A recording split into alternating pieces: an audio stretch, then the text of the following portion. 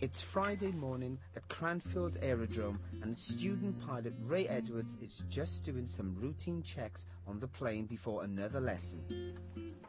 He started learning to fly in March this year and already instructor Mike Willoughby thinks he's got potential.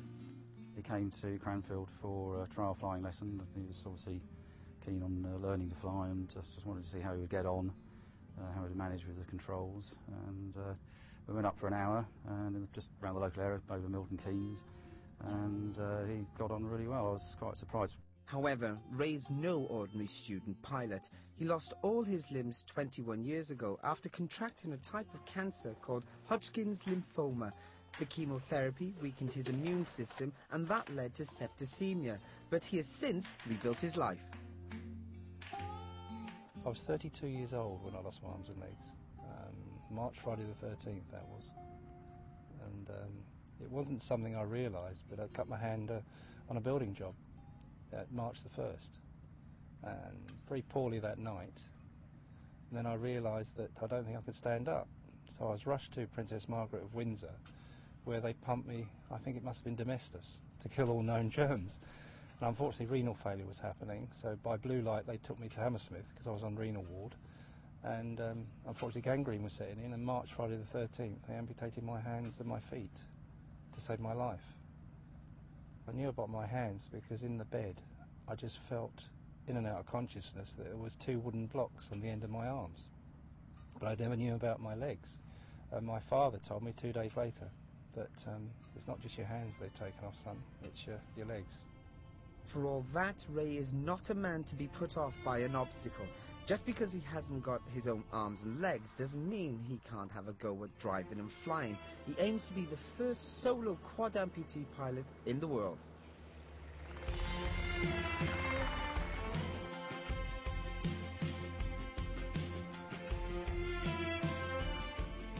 Getting into the plane the first time was like putting a ship in a bottle, because I've not got the movement as I would have if I was able-bodied. So when the door was open pilot side, I got in and then he fell out the other side. So I have to realise that I have to get in the plane properly. So I've learnt that, and then suddenly Mike, who is my sort of trainee pilot, he's fantastic, he loves it, my guy who's in charge. He said, just take your time. Now remember, it must be odd for him to see a guy with arms and legs trying to be a pilot for a start. And we've had about 4 or 5 lessons, and I think over those times I've realised that this is something I love. And the first takeoff and, you know, watching it go up, and when you've got the plane and you're in control and flying it, that is an awesome feeling. And even though I haven't got the sense of touch, the eyes become my sense, and I feel I'm in control. I can feel the plane. It's lovely. It's really lovely. Fantastic, isn't it, Michael? It is, love it. Yeah, excellent. We'll go on holiday now, shall we? He wants to fly a plane on his own. He's really keen about it, very enthusiastic. And I think that will help a lot as well. Obviously, if he was for some reason doing it as an end in itself, it probably wouldn't work. But he's really enthusiastic about it, and that's, if he's determined enough, which he is, it seems to be, then I'm sure he'll get there. So where is the runway now? It should be straight ahead soon, shouldn't it? Yeah, so over that way. Over to the left.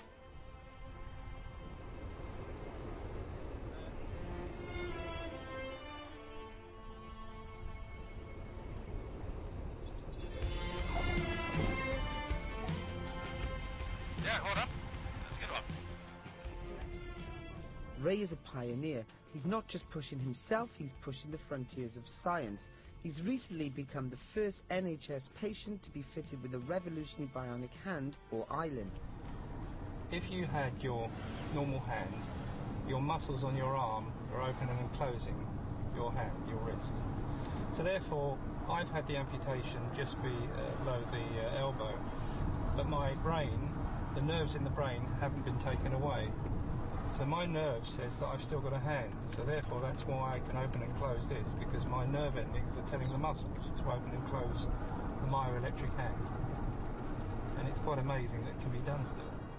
It's all a far cry from those early days when Ray was in hospital coming to terms with the loss of both arms and legs. One doctor, Dr. Redhead, came and sat on my bed and said, "Ray, what's the matter?" I said, "Well, quite honestly, I'm a human being and it's not talk at me, talk to me and understand." And he got me on the road of getting an electric wheelchair and helping me out, and then they first put an arm on me, and then we started a rebuild process, you know, starting to learn to walk and do things. And then the trouble is I didn't like myself, so I was bitter inside. Although he's been happily married to his second wife Fiona since 1992 with 2 daughters, Nicola and Taya, he's been through some dark days. Fiona remembers her mum's doubts about them getting married. There's just something about him that's just appealing. I don't know, everybody says it. You just sort of fall for somebody because of who they are, the whole package. Because I remember my mum said to me, oh God, when she met him, she said, oh, someone with a disability, never thought you'd take that on. But I don't look at it that way. I look at it as him, and his disability is something that just happens to be there. Oh, the wind in the hair. Here we go. Not content with his aim to be the first quad amputee to fly solo, Ray's taken on yet another challenge. This time he and his daughter Nicola are taking part in a sponsored bike ride to raise money for the Limbless Association and the Queen Elizabeth Foundation. What number are you on? 2. Do you want it on 1? Yeah. Ray's life has been full of hurdles and adversity, and it's a tribute to his determination and spirit that he has come through it all. When I was in hospital losing my arms and legs, and I just thought, that's it, life had ended.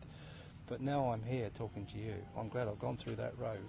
I'm so proud of that, and I suppose that's why when I stand up in front of people and talk about life, no wonder people listen, because I'm amazed I've gone through it myself. And I've always said, if you look through a crystal ball and you could see the future, I would have shot myself. I would have really wanted out. But now I haven't, and looking back, I'm here to stay now, I tell you. Come on. I'm doing the best I can, my love. No, you're not.